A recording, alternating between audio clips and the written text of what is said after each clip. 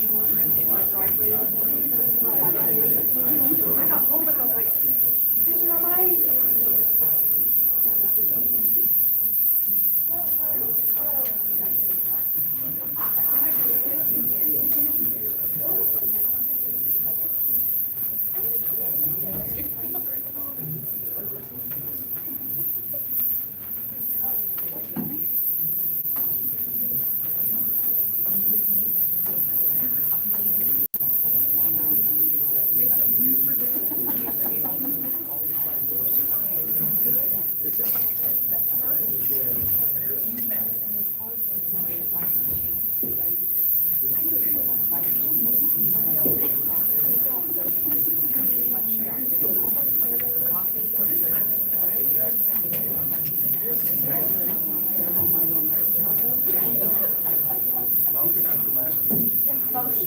It's a lot.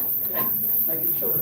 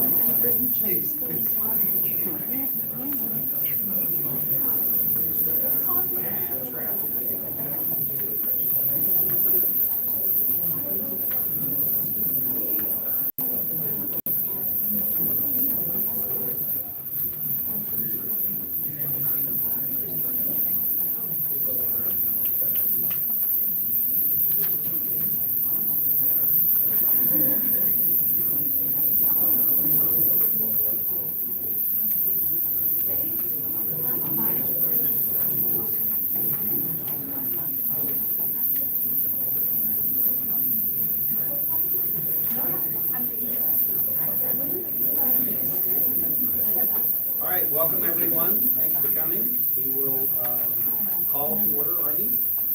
First item on the agenda is Spotlight. It's a Rossville High School Stinger Speech Team recognition.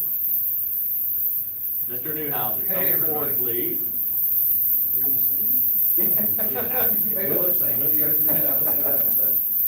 Thank you all for coming out and seeing this. Good evening, Dr. Hannah, members of the school board, and all of you distinguished guests. Really glad to see all of you here. Tonight I'm really excited to share with you some exciting, extraordinary news about our speech and debate program. Our chapter has been recognized as the leading chapter in the Hoosier Heartland District from the National Speech and Debate Association, which really for us is a testament to the outstanding achievements of our students and of our coaching staff. I extend a heartfelt gratitude to the remarkable individuals who contributed to the success. We have 138 high school kids who are involved in speech and debate in some way here at Rossville, which is just a huge number. And that includes students who are involved with speech, theater, and even student media. I want to give a special shout out. I think many of you know Mrs. Cleveland. Anybody have her as a student? Okay. Yes, shout out to Mrs. Cleveland. She's helped out a tremendous amount over the years and continues to help me coach our speech and debate team. As I reflect back on our journey, our 138 students have demonstrated exceptional prowess, securing victories and earning individual awards. We've embraced innovation, hosting virtual tournaments, which was a must-have to be able to do during the COVID years, but we still have been able to do that so that more students can participate than ones that might be involved in wrestling, for example, or other activities that they can't go to those tournaments face-to-face. Our dedication to unlocking the unique potential in each student is evident in the various avenues our students explore in public speaking. We have lots of theater performances here at Rossville, which has been awesome. And then, of course, mastering the art of traditional public speech delivery. Here, every student discovers their voice, realizing the power it holds for the greater good. In speech and debate, there truly is something for everyone, and our program strives to be a platform where each individual can uncover their strengths and contribute to our collective success. Now I'd like to invite 5 students up here, and you'll notice 2 of them are dressed kind of, they don't usually dress like that, but come on up. Seniors Emerson Hill, Cindy McCullough, Cadence Emmenheiser, and Alyssa Wida, and then also junior Elijah Washam. I'd like to invite them just briefly to tell us what speech and debate theater has meant to you and how it's sort of shaped or how it's going to continue to shape your life outside of Rossville. So do you like to take some? Yeah. Hi guys, I'm Sydney McCullough. I've been in speech since freshman year, so this is my 4th year in speech. I've learned a lot of different things and had a lot of cool experiences. Some of my favorite stuff is like going to other schools like McCutcheon and Jeff like that and meeting all those kids and watching them give speeches. I also like bus rides and lunchtime, hanging out with all of them.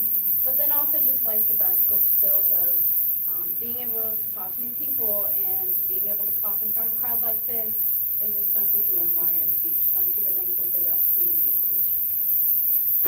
What's up?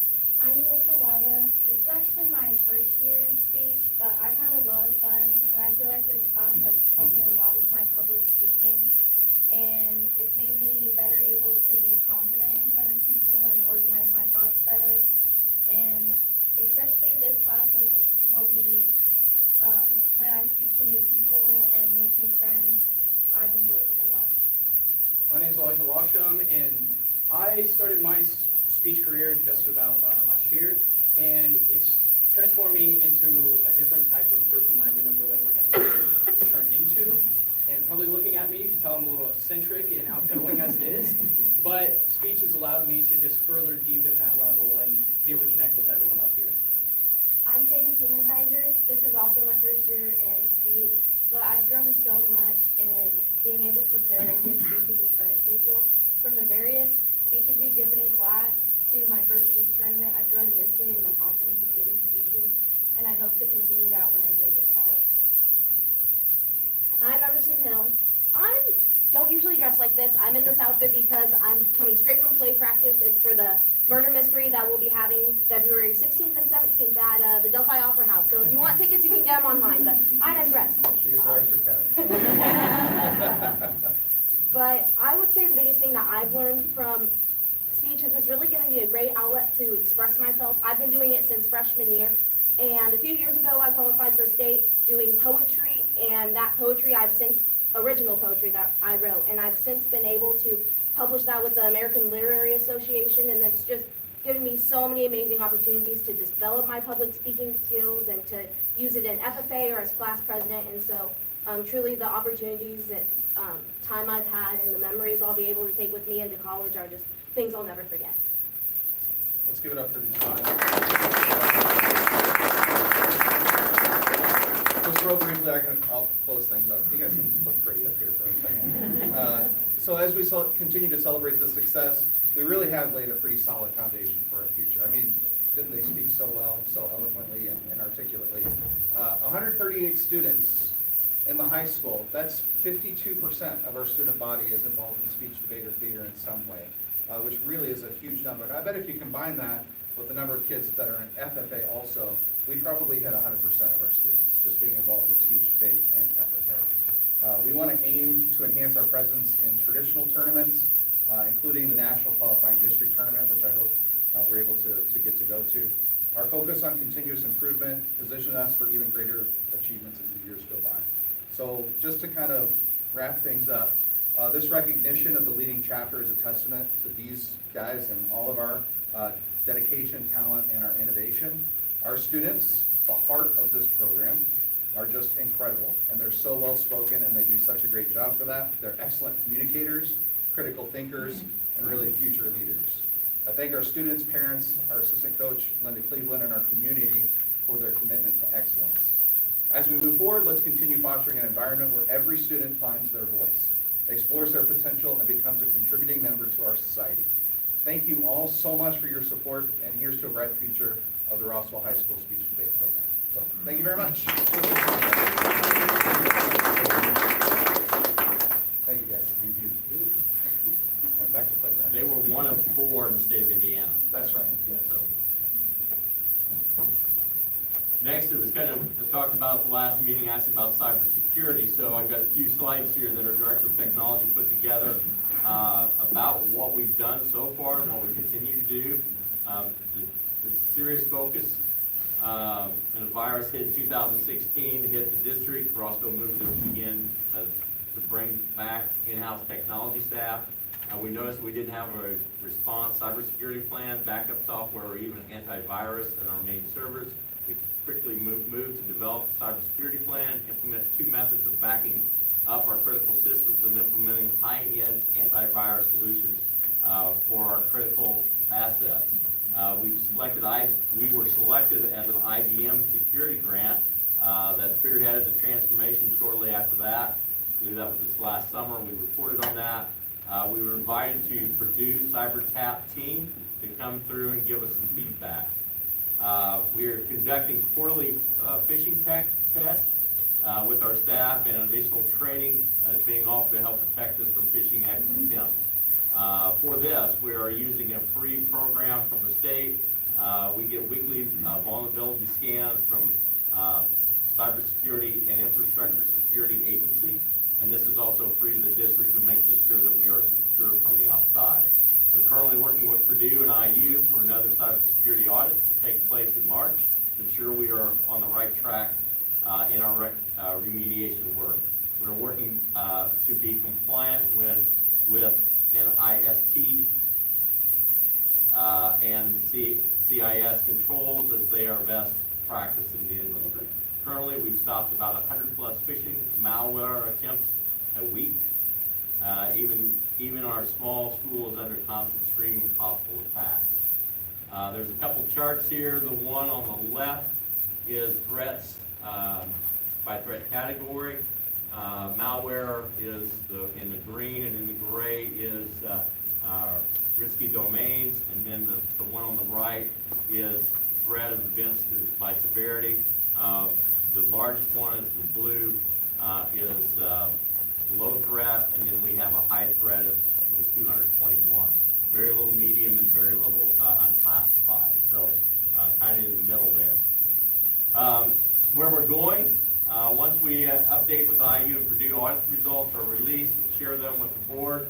We're working toward implementing cybersecurity tabletop for leadership and looking to include regular staff members as well. Cybersecurity is everyone's possibility, just like physical security, safety and security. We're phasing out our older hardware and software to help create a more efficient, secure department. We are acting as a test bed for some of the software from the Indiana Department of Education. They wish to offer other schools for free.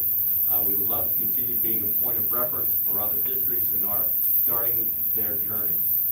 Work on automating aspects of our department to make sure that we are effective, efficient as possible while focusing on being more secure. We are planning to create software inventory, as this was a top recommendation from IBM and Purdue. Also put together some ideas about physical security. When Roscoe brought the technology back in-house, we were given a role. Technology department was assisting with and maintaining our fleet of cameras. We found several at that time that were out of support and hard to maintain, as well as some of the servers that we were having major issues with. Another issue was related to our vendor during the same time, and some of the recommendations that were offered. We have since moved to a different vendor and often obtained competitive quotes to make sure that we are getting the best deal for our needs. Shipping times have been a nightmare. We are looking at 3 to 6 months out just for cameras. In August 2023, we placed an order for body cameras for our police department. We have still yet to receive those, and mostly related to the various chip shortage overseas. We try to make a major purchase with security during a year's school safety grant cycle, and this is a matching grant from the state, which allows us to maximize our purchasing power. During the yearly grant cycle, we perform a walk around of cameras. We look at older devices with any blind spots that have reported by the administration. We work with vendors to get those addressed. This year we added 13 new cameras to replace aging cameras, as well as consolidate some of the cameras that had covered the same spot. We're now using multiple lens cameras in place of single lens cameras. This offers more coverage for roughly the same cost and helps us stretch our dollars. We added 2 new servers to our fleet. This allows us to reduce our total server count as we work being more efficient. The newer units hold more data and process more data than previous models. We switched from our visitor management system at the start of the year. We are now using a product that integrates into our other security products. The feedback has been tremendous as it focuses on making the process as easy as possible and for the community, as well as making sure the proper checks are being done. We continue to improve our camera system and work on issues as they arise from the system. At any given time, there are at least 2 people watching the camera feeds throughout the building. This allows us for eyes on all over the building, even within our small staff. At Rossville, we pride ourselves in making sure that everyone knows that security and safety is a job that everyone shares. Like the cybersecurity, it's a planned start with doing tabletop exercises. This will allow us to work on any pain points in our plan before having to execute those plans in a real-world situation. Along with the same lines, the staff is always encouraged to ask questions and offer suggestions to our plan. This year, several changes were made to our fire drill procedure due to feedback from staff members. That covers that. So, Okay. Public comment, I'm not going to read all these slides. Because it was in the packet that's out front of folks. See, I do have 5 people who have turned in forms of wish to speak. Is there anybody else that we form out or anything? So basically, if you wish to speak, we ask you to fill out a form and notate on the form what you asked to speak about. I've got 3 folks that want to speak public comment, which we'll do right now, and 2 other folks had indicated miscellaneous items, which was an agenda item for the annual meeting. So at this time, we'll move into the 3 folks that want to talk about public comment, and I'll start with Kim Reagan. And you have, please let us know who you are, and then you have 3 minutes to speak. Thank you. Well, good evening. My name is Kim Prather, and I live within the Rossville School District. And tonight, I have questions for you. These questions might sound familiar, and if that is not the case, it is because you did not listen to us the first time. We've been asking questions for a few months, but we have had no answers, and worse, no resolution. My first repeated question is, why weren't the other 2 employees that placed their hands on the child also placed on administrative leave pending investigation? An online training after the fact is not the same. Again, why was Mr. Thompson the only one placed on leave? Mr. Hufford, it cannot be because he was the only one that touched him inappropriately, as no one knew anything until after the investigation. Carrying a child headfirst into a squad car sure sounds inappropriate to me. Or was this a targeted investigation? My next repeated question is, why has policy 1305 not changed when you told us at the December 12th meeting that it did? This states that public comments must be restricted to agenda items, which goes against the public access law. When are you actually going to change the policy? Or are you hoping we'll go away and you'll fall back onto the written policy that never changed? Have you formed a committee to oversee the nursing staff so vital signs are correctly and legally documented? And a child with chest pain is not sent back to class after eating saltines and being told she pulled a muscle. Her cardiologist disagrees, and her mother was never contacted by the nurse. How are you handling the multiple HIPAA violations by your nursing staff? My question for you, Mr. President, why are you not running these meetings? Dr. Hanna is not a member of this board. Dr. Hanna's role in these meetings is to be as an advisor and only to speak when giving a report on district issues or when a question is posed to him. He is not the one to be creating the PowerPoints that give the recommended vote of approval. You are doing a great job sitting there, listening, but we have seen no actual answers. You still hope that by pacifying us that we'll go away. Instead, even as you have told the community that if we don't cool it, you'll be forced to do something, we are informing you that instead, since you have not addressed our issues, you're forcing our hand. Board members, are you aware that the public access counselor contacted Dr. Hanna on January 16th with violations by this board? This is simply the first of many because the number of violations found and that we are still finding are more than alarming. And you as a board are culpable for these violations. This will not go away. Stay up, Christine Smith. Don't mind if I sit here? Hope other people can hear me better this way, and I'll be able to talk to you guys this way. So, Mr. Hufford, I'm phone tag with you, and so we had an issue this weekend, so this is my return. This is what I'm trying to call you about, okay? So it's really good, and the other board members too. So I'm Christy Smith, and Jim and I have kids here, starting in 1996 with foster kids, and then we have consistently with our 4 kids here since 2002. So that's about 28 years of Rossville experience. So we want to thank you for allowing this public time to speak to you and for you guys to listen. As you're aware, Mr. Thompson's absence has left a huge burden and has torn the whole community of school. This action has left people confused and wanting to understand why and what happened. Why such a good man and leader for our children has been asked to leave at the end of the year. Mr. Thompson has changed the course of my daughter's life her senior year, and he prevented her from a very dangerous road. In fact, if it wasn't for him, I don't know where she'd be. This was a crucial, pivotal point in her life, and it could have been detrimental had he not gone above and beyond for her. As you know, the public has been politely coming to the board meetings and trying to make sense of this decision to have him leave at the end of the year. We are unsatisfied with the silence. I will be asking Mr. Hufford and the superintendent to publicly review his past reprimand and to explain why he cannot stay and be here for the graduates in 2025, 26, 27, and so on at the next board meeting. If you choose not to add this item to the agenda in March, we will feel that things are not transparent and be very disappointed. As our elected officials, please answer our questions we have brought to you since the October board meeting. From what I have pieced together, there is no reason for Mr. T to have to leave at the end of the year.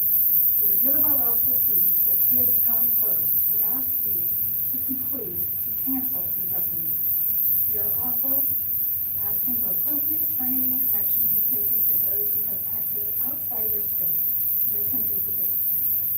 May I also remind you, if more than 2 of you have a discussion outside of public meeting, conversing about school issues, it constitutes a meeting requiring minute taking for state regulations. Dr. Hannah, I ask you to forgive past grievances and let bygones be bygones for the good of our kids, and to show it in a mature and professional manner. Please allow the best principal any of my 6 kids have had to remain at Rossville. Please be open to this discussion next meeting. We appreciate all you do for our kids, and thank you all for serving.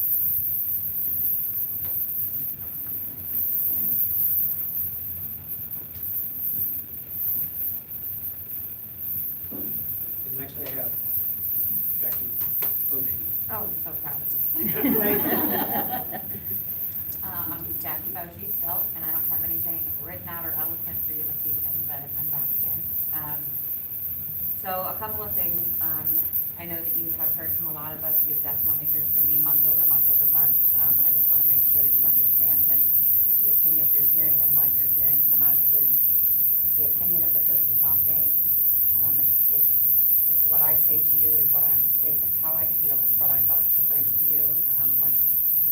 What we are bringing to you, what we are concerned with. Not on behalf of anyone else, but because these are legitimate concerns as parents and community members. I've had other parents reach out to me in regards with concerns in the nurse's office simply because I've been so vocal. And what I really want to know from this board is, have you made a decision on moving forward on an advisory committee to look into the nurse's office? Because for me, that is the one missing piece that still desperately needs to happen with the documentation, with some of the confidentiality issues. That desperately needs to happen. I know we have some amazing things and amazing resources that can go into that office, but if we don't fix the things that are broken, not only can staff not thrive, but so I just kind of want to know where that's at. Like, is that something this body has decided to do? Because it's within your power to do for that policy.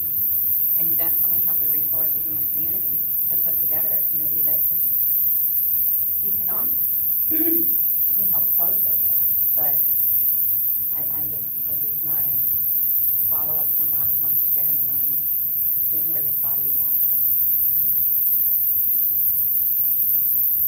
Thank you. Yeah, that's it. For first item on the agenda is approval of the minutes, consideration of claims and payroll, the January 9th meeting, a regular meeting, and then also the January 9th Board of Finance.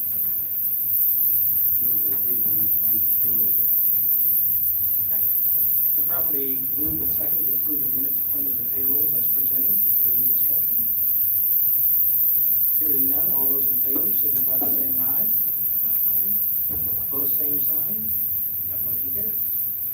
Next item is personnel items, consideration of summer assistant position. Mr. Gorbitz has requested adding a position for the assistants during the summer months in preparation for the school year. Individual will be employed a maximum of 25 hours per week at a rate of $12.75 per hour. Duties begin June 3rd, 2024, and conclude by July 26th, 2024. Next is resignation. Taylor Meek has submitted a resignation as an elementary math bowl coach effective January 12th. Next is athletic coaching position. Mr. Burkle, Mr. Thompson recommending Nick Taylor as a middle school volunteer assistant for wrestling. Girls tennis, Jessica Cox and Nate Burkle. Jessica is a varsity head coach and Nate is the varsity volunteer assistant. Softball, Chris Gorbett, head coach. Keith Woolen, assistant, voluntary assistant. JV coach is Keith, and Kevin Woolen is voluntary assistant, or varsity assistant, and Sarah Martin is the voluntary assistant for varsity. Track, Darren Harper, head coach. Wes Nagel, varsity assistant. Josh Ritchie, varsity assistant. Julie Molson, middle school coach and volunteer varsity assistant. Brianna Halpert, middle school coach. Neil Sneed, middle school coach. Griffey Saylor, middle school and varsity volunteer assistant. And Amanda Mulligan, middle school varsity assistant, volunteer and varsity. Appointments, Todd Dillingham recommending Serena Staggs as a full-time second shift custodian. Her hours and wages are outlined in the 2023-24 handbook for classified staff under custodian. She would begin work tomorrow on February 7th. More appointments. Mr. Dennis is recommending Katie Mackey as the math bowl coach for the elementary for the school year. Board of Education recently approved Christy Ummel as a Tier 1 instructional assistant to support students during a virtual speech and language services. Well, fortunately, we've secured on-site services for speech language pathologists, and so her services for speech language pathologists will not be necessary because it's no longer virtual. However, the board approved the Tier 2 position for students in intense needs and recommending her switching over to an intense Tier 2 position for the school year, and she started on January 26th, so this is a retroactive. Mr. Dennis is recommending contract between the district and RJD Speech Therapy. Contract again on provide those services January 16th, 2024. Will include on May 24th, Rebecca Durbin, which is RJD, will provide services 2 days per week for a total of 16 hours. And the reason for moving forward so fast is so students have those services, and if not, you make up those services and times run out, so those special education students need those services. Mr. Dennis is also recommending a contract between the district and Natalie Kanavi, beginning February 1st until May 24th.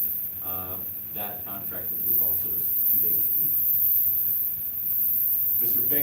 Fagans is recommending employing Carrie Gahave to serve as a homebound instructor for students with a 504. Students will start the week of January 29th and will continue for 6 hours per week for the remainder of the school year. The Director of Student Service Employment Contract has been updated to match the initial agreement and discussion with the employee. There was an error there that was fixed. The contribution amount for the corporation, which was unchanged in the original document, has now been adjusted to the terms originally agreed to by both parties. Joint service appointment. As you know, Rossville becomes the LEA for the Clinton County Joint Services, and the board, which is Superintendent Clinton Central, Clinton Prairie, and Rossville, interviewed candidates. Suzanne Evans is our candidate for the Director of Exceptional Needs. She She comes to the position with diverse experience, from a special education teacher to director of student services, and special education, Clinton Central School Corporation. She will be compensated for $92,000 for a 230-day contract. However, her contract also stipulates that if she needs 10 additional days, it'll be at $400 per day. So that's kind of dependent on the need. And so we originally were looking at a 240-day contract with a 96, but it gives her and us some flexibility. Recommending Amanda Huffer as a Clinton County Joint Service Educational Consultant. Amanda was here before as a special education teacher, went to the Boone Clinton, at that time Northwest Hendrick Special Education Co-op, and is coming back. She's background as an educational consultant, spans various classroom settings where she has exceptional needs in teacher mentoring, collaboration, and implementation, or implementing effective behavioral interventions and techniques. Her expertise in those areas makes her well prepared and eager to contribute positively to our shared program. She'll be compensated $70,000 for a 10-day contract, or a 190-day contract. That's all the personnel items I have. Move to approve the personnel items as presented. Second. And properly moved and seconded to approve the personnel items as presented. Is there any discussion? Hearing none, all those in favor signify by saying aye. Aye. Opposed, same sign. And motion carries. So in order to be even more transparent, we have a new spot on the website for policies. You have the regular policies under, I think it's legal and policy under the board section, but also under the board section, there's a new one that has 3 different folders. The first folder is first reads, and it has the documents with the markups. So if it's red, it's marked out, it's deleted. If it's green, it's added to the policy. So that's the first one. The second one is second read. Those are prepared, ready to go on for final board approval. And then the third one is the current policy that we have in place right now. So depending on which one you want to see, you click on that and it'll take you there. The first section is policies to retire.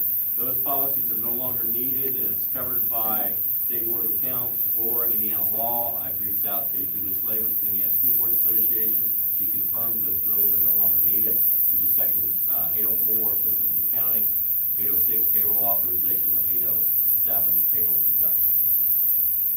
New policies or revised policies, unmanned aircraft drone.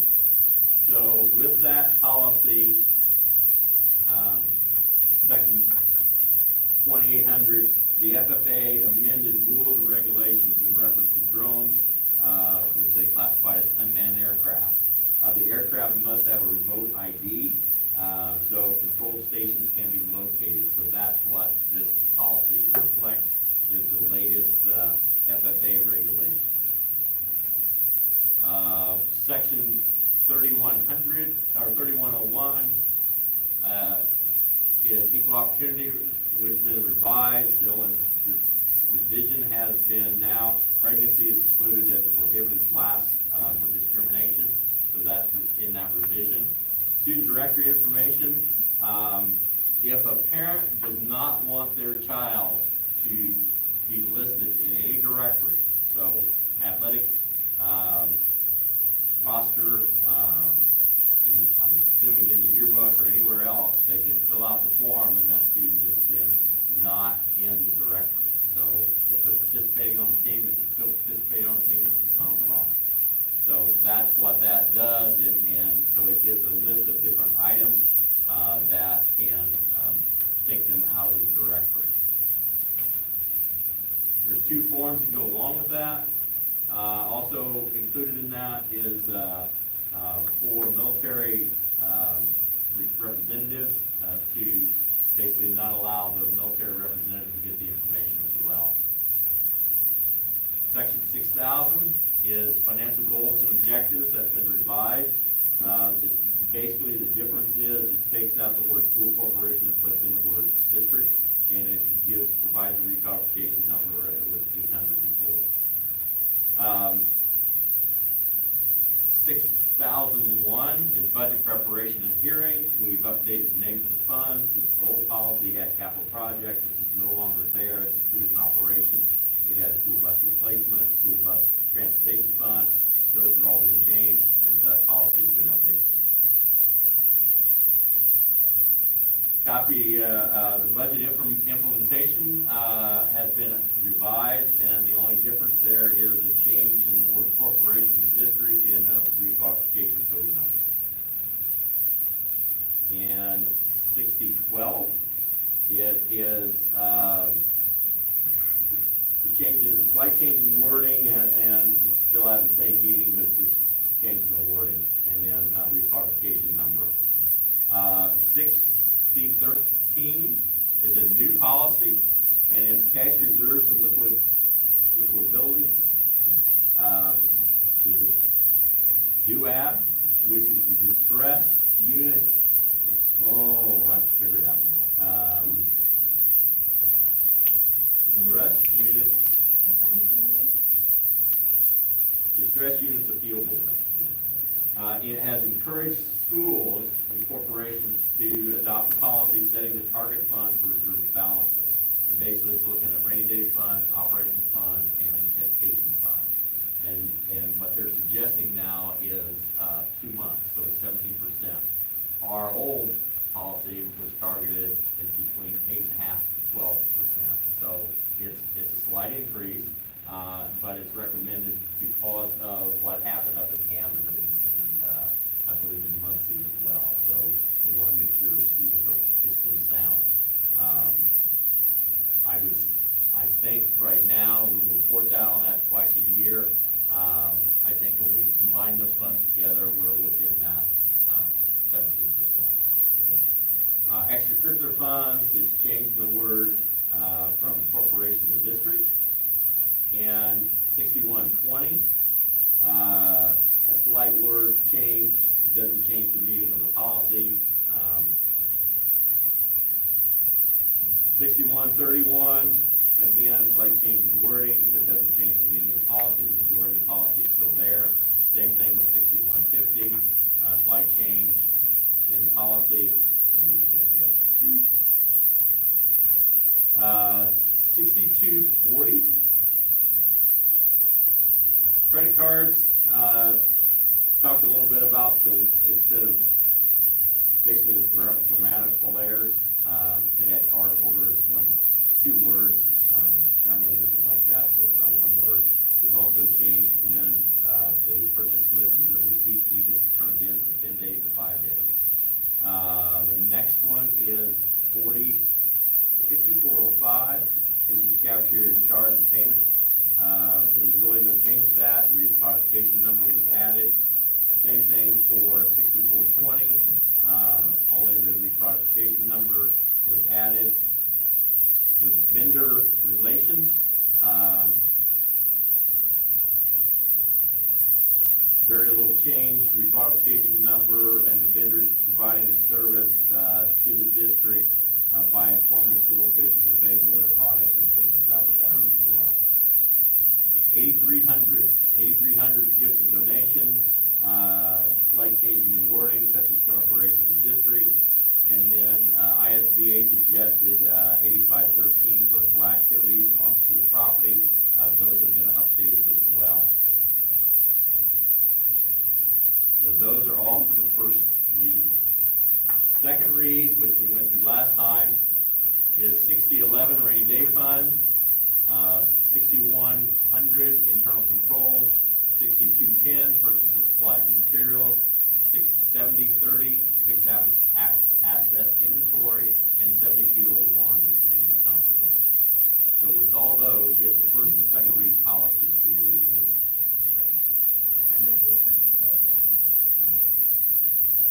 Been properly moved and seconded to approve the policy items as presented. Is there any discussion? Hearing none, all those in favor signify by saying aye. Aye. Opposed, same sign. That motion carries. Consideration of purchase of cafeteria equipment. Mrs. Ellis obtained quotes for replacement of cafeteria service line and cashier stand. Trickle and in restaurant supply at the lowest, most responded quoted $77,129.48. Recall, they replaced 3 lines earlier this school year, and this is the last line to be replaced.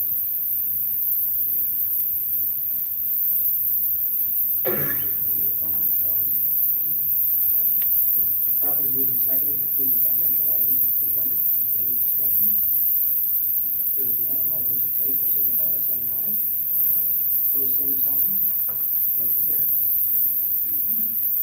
Consideration of donation, Muller Farms and Crimps family generously donated the proceeds of soybean sales from a portion of land at Rossville FFA, totaling $15,051.52.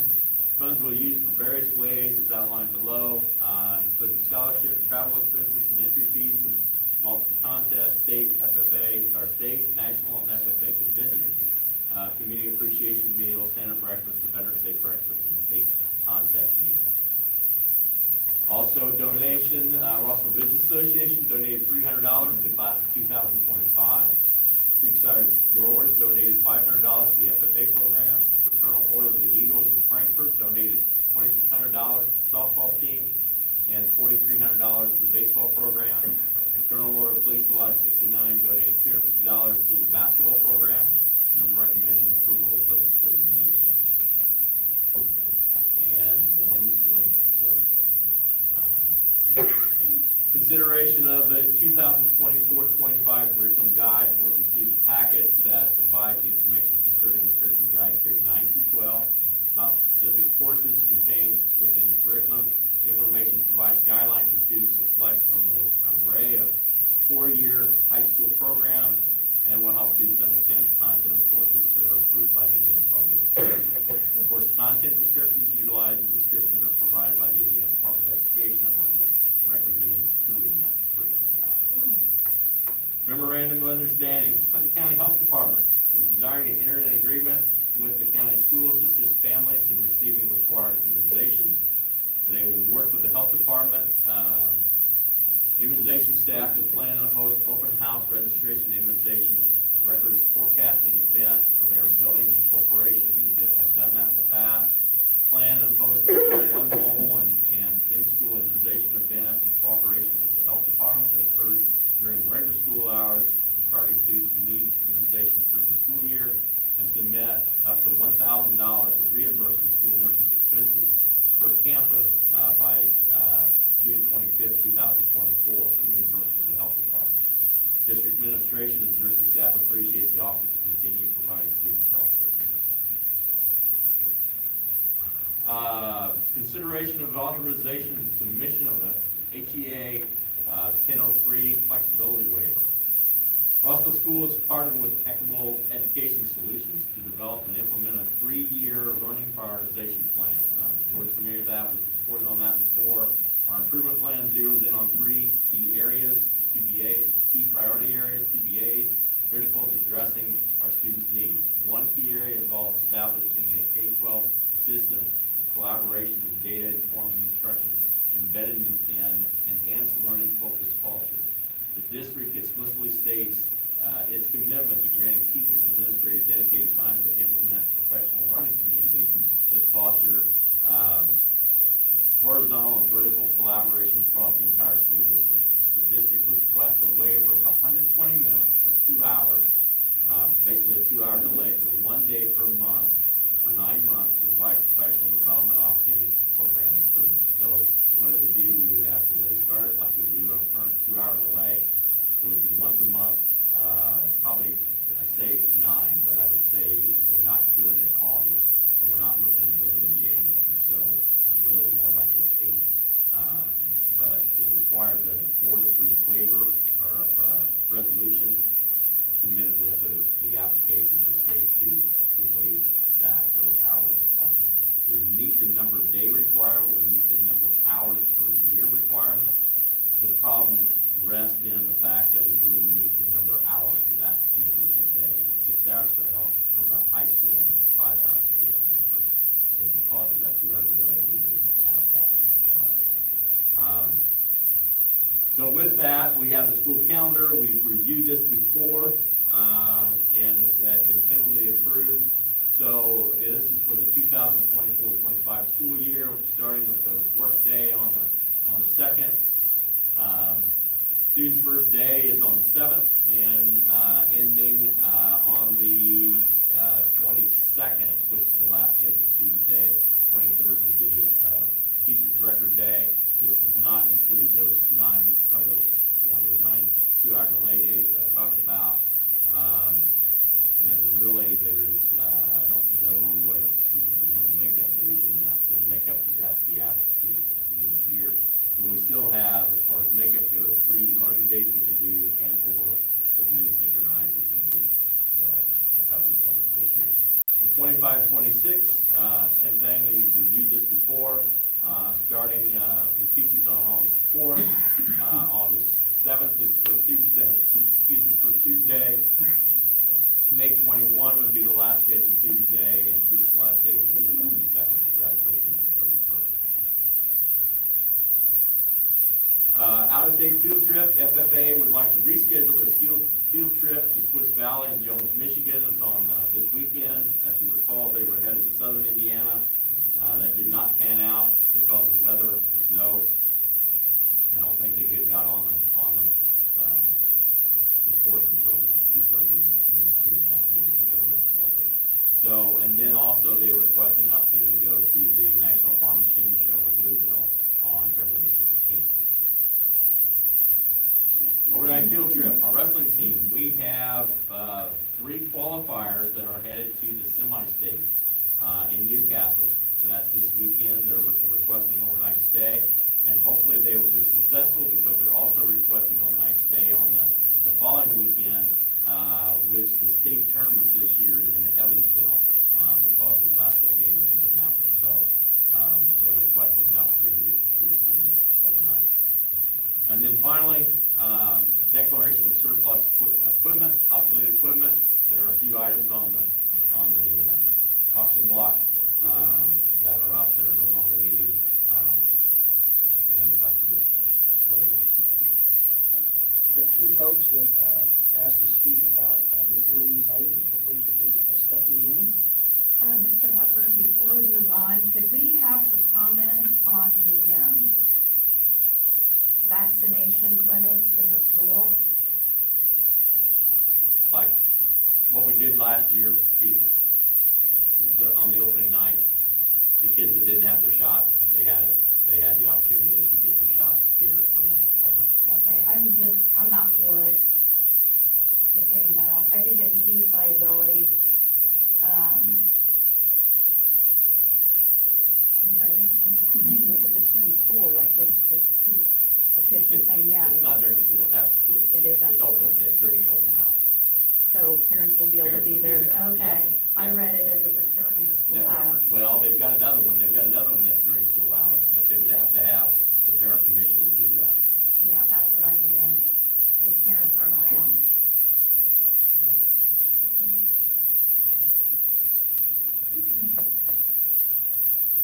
Anything else? Nope, that was it, Okay, all right, thank you. but I do have my speech. Okay, I go just ahead. wanted to comment on that before I started. Okay. Stephanie Emmons. I appreciate the transparency with some of the things that you're now putting on the website, but yet some other things are still missing. This is my copy of tonight's board packet, $20 worth. I didn't really prepare a speech. What I have is from Daisha Mumford of the West Lafayette School Board. And I believe in the November meeting, there was a gentleman that directed the board to kind of take a look at what they're doing at West Lafayette, and especially Daisha's website, where she comments and has all the board documents for every meeting. It's very thorough. What is regulatory capture? It is common for elected school boards to favor the priorities of school administrators and teachers, union leaders, instead of priorities of teachers, students, parents, and other community members. By limiting public access to information and through heavy involvement in election, often by setting up a PAC teachers, union leaders, and school administrators try to keep people elected to the school board who are willing just to act as a rubber stamp. This is known as regulatory capture, and it is a pervasive in the United States. Regulatory capture is pervasive in our country because well-intended school board members vote to approve, rubber stamp, every proposal made by the school administrators, assuming that whatever administrators ask for must be what is best for the community. Controlling information is the other key component of regulatory capture strategy. Our school board is not open to public documents with the community. Rather than holding open discussions and providing information, the school board asks community members with concerns to have a private conversation with a school administrator. That way, everything stays off the record.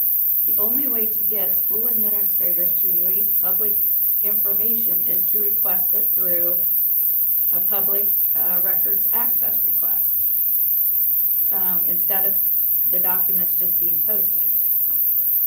What does the school board represent? As a community, we do not want our school board to represent school administrators and teachers union leaders. Or do we want our school board to represent the community? The public interest often coincides with the interest of administrators and union leaders. However, sometimes the best policy for the community is not what school administrators and union leaders desire. If we want our schools to improve, we need the school board to represent the community. That will only happen if we are informed, speak up, and stay involved.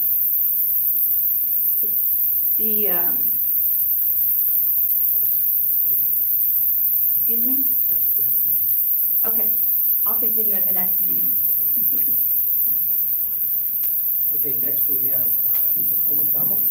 Hi, Nicole McDonald, and I just have 3 quick questions tonight, and they don't require any opinion or emotion or anything like that, they're just factual questions. Number 1, why did 3 of the 9 executive sessions in 2023 disappear from the school board website after the formal complaint was filed with a public access counselor? And those 3 being 9/25, 12/4, and 12/11.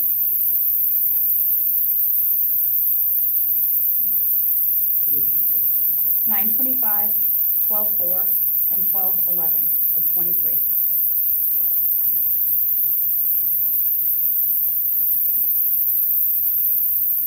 Do you want to answer them one by one, or? We typically don't respond. Here to come. Okay. Feel free to respond. All right, so, but when are you gonna respond? Like, email, or are you gonna call me? What, I'd rather it be done in a public setting. So next board meeting, or?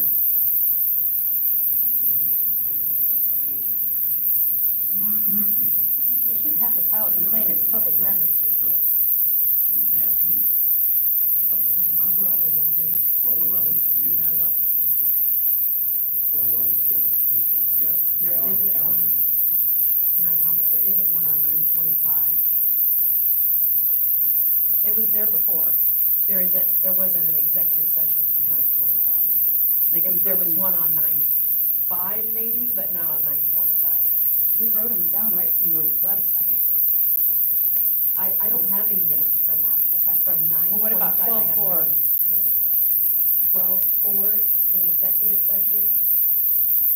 I don't think so, because, When you guys met with Michelle Cooper, before you met that with was 12. 4. That was the They, same day. they should be on there. That was December 5th, I think. Yeah, but you guys met with, and you all told us when we met with you, that you met with Michelle Cooper the night before to go through what you could and could not say. I don't, I believe wasn't that's here. true. I wasn't here, so. Well, there were 6 people there that heard it, so, okay. Question Well, number, One or two of us might have met with Michelle Cooper, but that would not be an official board meeting. Because you got more than 2 board members together in a meeting discussing school functions. That's a board meeting, you keep minutes on that. correct. So, Yep. Okay, question number 2. The board approved Michelle Cooper for the district's attorney at the December 12th board meeting with a start date of January 1st, 2024. Is that correct? What was how the was- exact wording on that question? She was approved by the board at the December 12th board meeting as, with the start date of January 1st. For what position? For the lawyer representation for the district. For the district,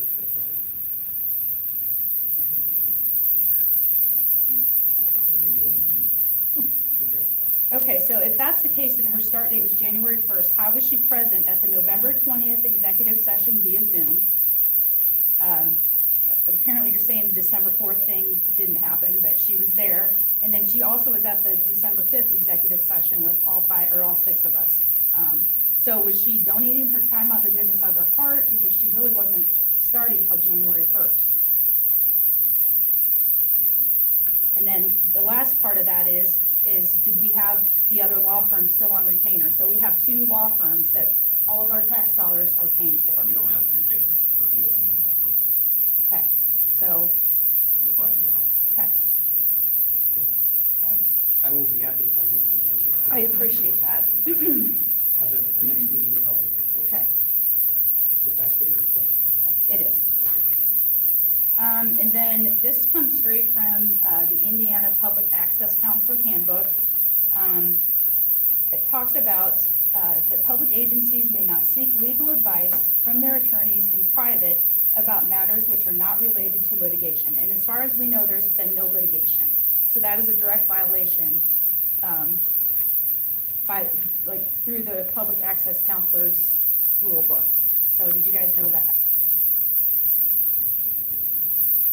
Yeah, I'll check with our attorney and find out, well. I mean, it's written here in black and white. According to that, I can't check with my attorney, so I'll have to find out somehow from our attorney if we But at least can ask that question. if 2 of you were talking with her about what you can and cannot say before you met with us, that, I mean, you can't do that.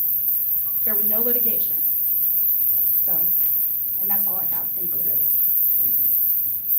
I'll have to find out if Okay. we can talk to an attorney to prevent it. I'll find out. Okay, appreciate it. Can you, would it be possible you could send me a copy of those, Oh. those questions? Sure. Okay, thank you. I can do that.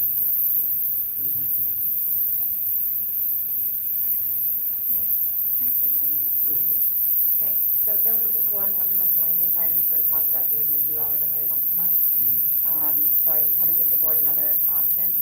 Logistically, for some parents, a 2-hour delay once a month can cause some serious logistic issues, and it does, like we said, have some issues with the number of hours in the day. However, there are other school systems here locally that instead of doing 2 hours once a month, they release 30 minutes early, 1 day per week. Consistently, parents can plan on that. They can consistently, like the kids know they're getting out 30 minutes early every Monday. Parents are able to adjust pickup times, transportation times, what have you. That'll be the whole school year, and we just know that. I've got one kid in a different district, the rest of my kids are here. The kid in the other district, that's what they do. They get out at 2:30 every Monday. We know that as parents.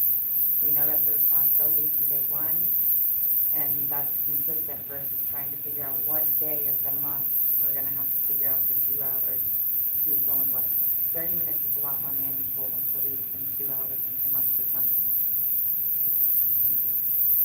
All right, I need a motion on this thing.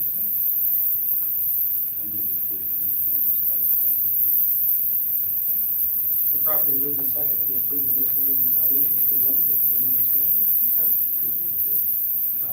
First of all, the donations that we received, the 2 larger ones, so the facility sales, that kind of outlines what those would be used for. Do you have any idea of like what the baseball or softball programs are intending to use? I don't know, I don't have any idea. Okay, all right, I can, While you're, if I find it here real quick.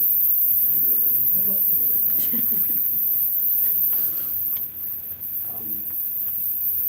It doesn't say. Okay, I can ask. It doesn't say. I was just curious. It was a very generous donation. And then should we table one portion of the miscellaneous items about the 2-hour delay and just having a discussion about the other option before we go.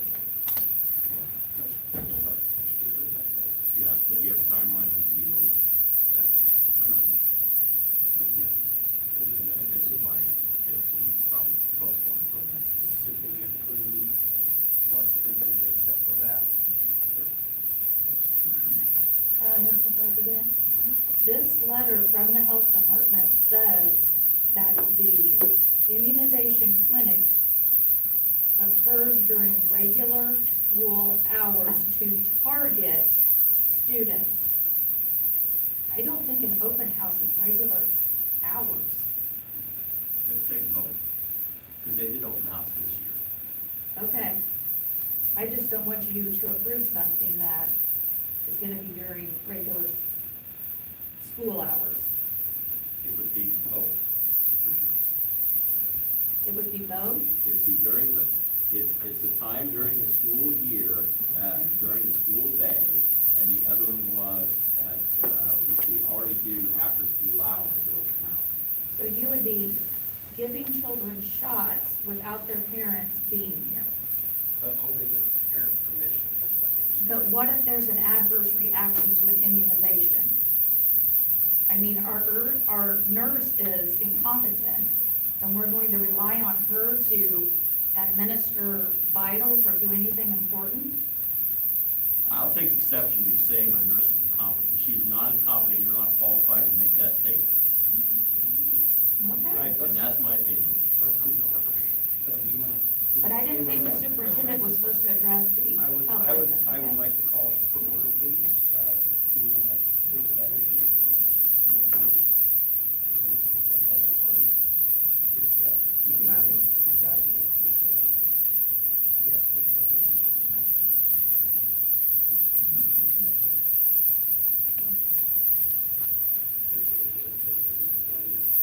Can I just ask a quick question and why not allowed? Roll adults are good. My question, just real quick, when I've been to the last 5 or 6 board meetings where every single word on this little paper has been read, with the exception of this evening where we have omitted 3 boxes that is public comment, which were the public. Is there a reason why those 3 boxes were not read this evening?